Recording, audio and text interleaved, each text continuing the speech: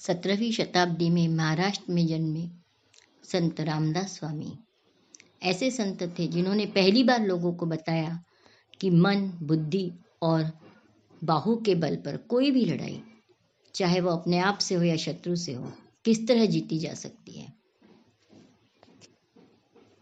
250 श्लोक के माध्यम से उन्होंने इसका मार्गदर्शन किया है। इनके ये विचार केवल महाराष्ट्र तक न सीमित रहे, समस्त भारत में इसका प्रचार प्रसार हो, इस उद्देश्य से इसका सरल हिंदी भावानुवाद करने का मैंने संकल्प लिया है।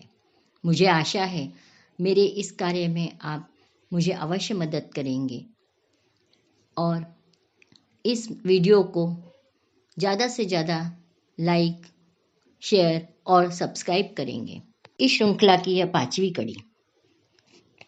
मूल मराठी श्लोक है, मना पाप संकल्प सोडून द्यावा, मना सत्य संकल्प जीवी धरावा, मना कल्पना ते नको विषयाची, विकारे घडे हो जनी सर्वचीची। हिंदी अनुवाद, रे मन, पाप संकल्प को छोड़ तू, सत्य संकल्प को मन में बसा, विषयों की कल्पना को त्याग तू, मोह ही कारण बनता अपकीर्ति का। मन का सामर्थ्य बहुत बड़ा है, समर्थ रामदास स्वामी ये जानते थे, इसीलिए उन्होंने हर बात मन को उद्देश्य कर कही है। मन में अच्छे विचार आएंगे तो अपने आप कृति भी अच्छी ही होगी। इसलिए जो कुछ कहा है वो सब मन को उद्देश्य करके कहा है। वे कहते हैं, रे मन, तू पाप संकल्प को छोड़कर सत्य संकल्प को मन में बसा। अर्थात पाप क्या है, इसके पहले की वीडियो में भी बताया मैंने कि पाप और पुण्य की एकदम सरल एक वाक्य में परिभाषा की जा सकती है।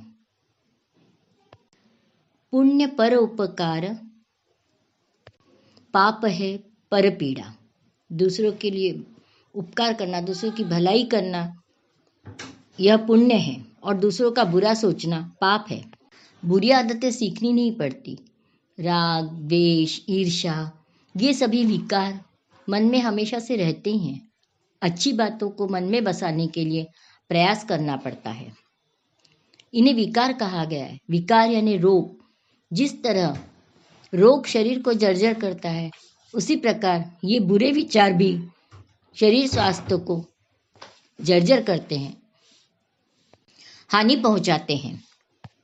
जिजामाता ने बचपन में ही शिवाजी महाराज को स्वराज्य का सपना दिखाया। एकता, अखंडता, यह सब उन्होंने बचपन में ही उन्हें सिखाया। इसी का परिणाम था कि ऊंच नीच का विचार किए बिना हर तरह के लोगों को, न उन्होंने जात पात देखी किसी की, न किसी की अमीरी गरीबी देखी, सबको अपनाया और सबको स्वराज्य के कार्य में अपने साथ लिया। आप सभी ने एक कहानी तो जरूर सुनी होगी। एक कैदी रहता है, उसको फांसी की सजा होती है और जब फांसी की सजा के समय जब उसको पूछा जाता है कि तुम्हारी अंतिम इच्छा क्या है, तो बोलता है मुझे माँ से मिलना है। जब उसकी माँ को बुलाया जाता है तो अपनी माँ को एक तमाचा जड़ता है। सभी को बहुत आश्चर्य होता है कि ऐसा क्यों। वो अपनी माँ से कहता है, माँ, जब मैंने स्कूल में पहली बार पेंसिल चुराई थी, उसी समय अगर आपने मुझे तमाचा मार दिया होता तो आज यह नौबत नहीं आती। इसीलिए बचपन में ही हर अच्छी बातें बच्चों को सिखानी चाहिए, तभी वो एक संस्कार हमेशा के लिए बने रहते हैं और वो बहुत बड़ी आगे चल आने वाली विपदाओं से बच जाता है। मोह, माया हमेशा अपकीर्ति का ही कारण बनते हैं। कौरवों ने मोह किया साम्राज्य का, परंतु साम्राज्य की प्राप्ति उन्होंने स्वबल पे न करके कपट का सहारा लिया, इसलिए उन्हें अपकीर्ति का सामना करना पड़ा। हम भी संकल्प करते हैं, अपकीर्ति से बच के रहेंगे, सत्य संकल्प को मन में बसाएंगे। जय जय रघुवीर समर्थ।